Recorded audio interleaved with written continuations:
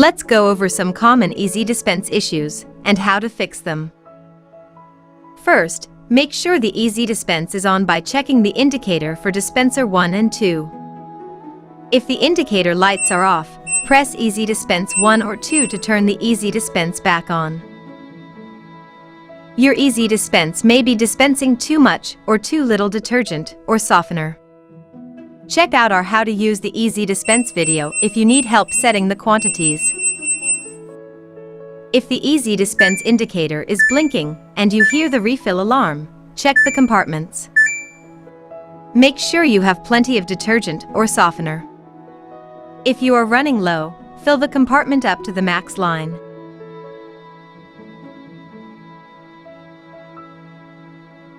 If the indicator continues to blink, there could be a detergent or softener buildup.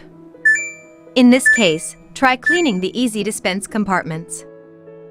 You should also clean the ezDispense if you see the ED1 or ED3 error code on your display. Remove the drawer and clean it with warm water and a soft brush.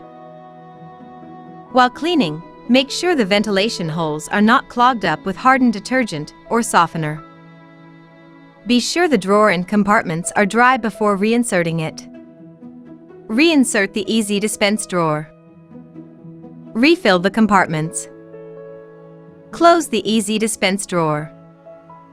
If the ED1 or ED3 error code or refill alarm doesn't disappear, call your LG service center for support.